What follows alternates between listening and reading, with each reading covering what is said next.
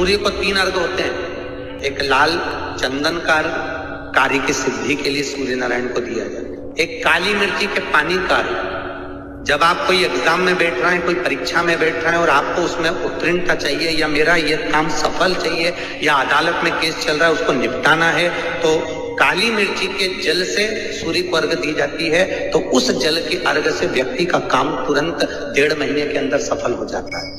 काली मिर्ची के अर्घ का इतना प्रमाण। तीसरे नंबर पर है बेलपत्री के जल का अर्घ सूर्य को दिया जाता है। बेलपत्री के जल का अर्घ कौन देता है? जो बहुत बीमार पड़ा रहता है, जिसको कुछ ना कुछ शारीरिक कष्ट चलता रहे, कभी घुटना, कभी कमर, कभी पेट, कभी ब्लड प्रेशर, कभी शुगर, कुछ ना कुछ चलती रहे, तो वो लगातार 1 महीना बेलपत्री के पानी का अर्घ सूर्य को देता रहे, उसको रोग से निवारण हो जाता है। रोग से समस्या खड़ी हो जाए, कहीं बहुत विकट समस्या है और कोई हल ना मिल रहा हो जाता है जीवन में। कोई घड़ी ऐसी आके खड़ी हो जाती है जहां पर हमको सोचने के लिए भी समय नहीं है। तब शिव महापुराण की कथा वर्णन करती है, रविवार को अगर लोटा भरकर शिव को समर्पित करा जाता है तो घर में तेज लक्ष्मी प्राप्त होती है। शिव कथा कह रहे शिव जी कहते हैं, कुंवारी कन्या तीज का व्रत करती है, हरतालिका तीज करती है, छोटी तीज, बड़ी तीज, हरियाली तीज करती है, छठ व्रत करती है। कुंवारी कन्या नवरात्रि व्रत करती है। कुंवारी कन्या जितने भी व्रत धारण करती है, सोमवार, मंगल, बुध, गुरु, शुक्र, शनि, जो भी व्रत उसने करा है, कुंवारी कन्या भूल से 1 लोटा जल मुझे समर्पित करती है। शिव कहते हैं वो मेरी पुत्री के समान हो जाती है, सुख सुंदरी के समान, और उसके लिए वर देखना मेरा काम हो जाता है। मौका मिले तो गीता प्रेस गोरखपुर की मार्कंडे पुराण निकालकर उसमें पढ़ना मिल जाएगा। शंकर भगवान को रिझाना, बेलपत्र का प्रयोग भगवान शिव को रिझाने का जो आनंद है, शिव को जो मनाने का आनंद है, वो एक स्वरूप ही अलग है, उसका एक स्वरूप आनंद। जब विषम परिस्थिति आ जाए, ऐसा लग रहा है कि आपने पशुपति व्रत कर लिया, सोमवार की अष्टमी का प्रयोग कर लिया, मैंने शंकर जी की आराधना कर ली, तो भी विषम परिस्थिति चल रही है, अभी तक कोई सुधार आने को तैयार नहीं है, तब शंकर जी के मंदिर में जब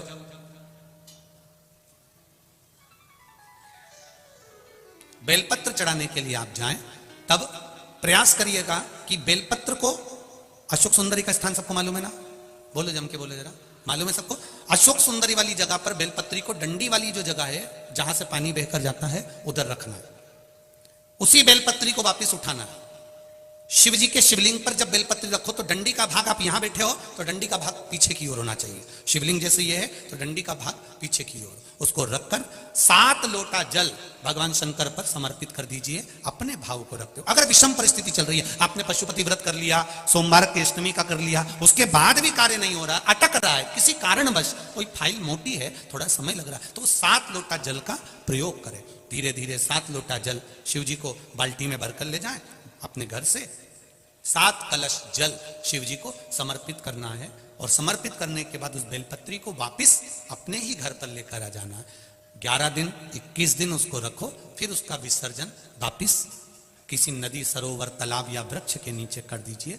बाबा हाथ पकड़कर बाहर निकाल ही देगा। परिस्थिति अगर बहुत विचित्र, विषमता, बहुत विषम परिस्थिति में उस जगह पर इसका प्रयोग कर सकते। सूर्य नारायण भगवान को बिना रुके चलने की आज्ञा है, बस चलते रहना है उनके अश्वों के साथ में। सूर्य नारायण भगवान को अपनी यात्रा पूर्ण करना है, चलते रहो, रुकना नहीं है। और सूर्य नारायण भगवान चलते रहते चलते रहते चलते रहते में लगे रहे। जिस समय तक चलता रहा वो खरमास कहला गया। फिर वापिस घोड़े आ गए, गधों को निकाल दिया गया और रथ फिर आगे बढ़ गया। महाराज क्यों कहलाता इसे? सूर्य नारायण भगवान को याद आया कि मेरे घोड़े चलते चलते थक गए होंगे, पानी कहां पिए। महाराज मार्कंडे पुराण का चरित्र है, बहुत ध्यान से, मौका मिले तो गीता प्रेस गोरखपुर की मार्कंडे पुराण निकालकर उसमें पढ़ना मिल जाएगा। सूर्य नारायण भगवान चलते चलते विचार करने लगे कि मेरे घोड़े प्यासे हैं, इनको क्या पिलाऊं। तब एक क्षण के लिए सूर्य नारायण भगवान ने अपने घोड़ों को रोक दिया और जल का एक कुंड देखकर वहां घोड़ों को पानी पिलाया। जैसे ही पानी पिलाया तो सूर्य नारायण भगवान को फिर ज्ञात हुआ कि रुकना तो है ही नहीं, करें क्या, घोड़े तो पानी पीने में लग गए। सूर्य नारायण भगवान ने देखा वहां पर गधे खड़े हुए थे। नारायण ने तुरंत उसी समय सूर्यदेव ने उन गधों को रथ में लगा लिया और उनको लेकर चल दिए। गधों को कहते हैं खर, इसलिए जब तक गधे उस रथ में लगे रहे, जिस समय तक चलता रहा, वो खरमास कहला गया। फिर वापिस घोड़े आ गए, गधों को निकाल दिया गया और रथ फिर आगे बढ़ गया। महाराज क्यों कहलाता है? इसलिए इसमें शुभ कार्य नहीं होते, विवाह शादी आदि का आदि फंक्शन कुछ नहीं होता। पर आज के जमाने में लोग सोचते हैं कि थोड़ा गार्डन वार्डन थोड़े फ्री मिल जाएंगे, तो लोग, दुनिया के लोग इसी समय पे शादी करते हैं और बाद में फिर आंख में से आंसू बहाते, हमारी बहू ऐसी मिली महाराज, ऐसा हो गया महाराज। अब महाराज क्या करे बेचारा, ये बताओ महाराज क्या करेगा?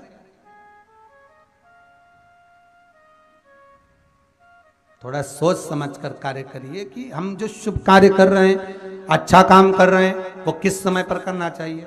हाँ, भजन करो, कीर्तन करो, संकीर्तन करो, कथा करवाओ, नाम जाप करो, स्मरण करो, खूब अनुष्ठान करो, तुम भगवत नाम का जाप करो, ये तो तुम कभी भी कर सकते हो जीवन पर्यंत में, कभी भी, क्योंकि मृत्यु का कोई भरोसा नहीं है, इसलिए भजन का भी भरोसा नहीं। करते रहो, कभी भी आ जाए तो ठिकाना किसका, ना जाने कब फोटो टंग जाए, इसलिए भजन में पीछे मत। पार्वती जी ने कर जोड़कर, हाथ जोड़कर भगवान शिव से अपने पुत्रों के सामने, अपने बच्चों के सामने स्तुति कर शंकर भगवान से कहा, आपने मेरा नाम द्रुमावती रख दिया, आप द्रुमवन बन गए, मैं कुछ देर के लिए वेदव्य के रूप में आ गई। पर शिव जी से पूछा कि फिर आप मुझे वापस कैसे प्राप्त हो गए, मुझे कैसे?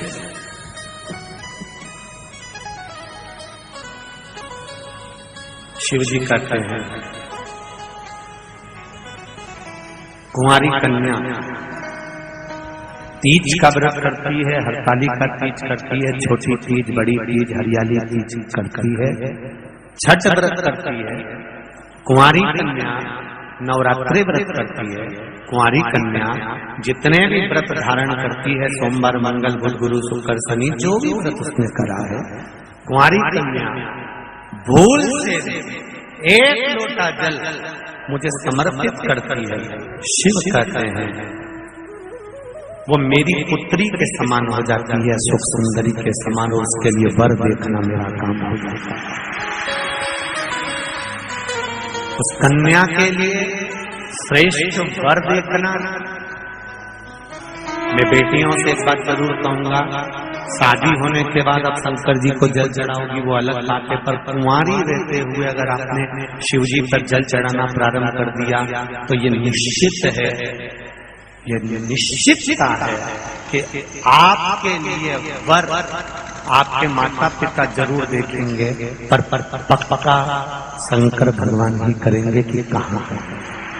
श्री शिवाय नमस्तुभ्यम, सब बोलिए एक बार जमकर, श्री शिवाय नमस्तुभ्यम। प्रैक्टिकल जरूर करना, कहीं सियोर वाला महाराज झूठ तो नहीं बोल रहा। शास्त्रों की बातें हमारे जीवन में हमें सुख प्रदान करें, इसलिए इस भाव का आनंद करते हुए आज की कथा को विराम देते हैं।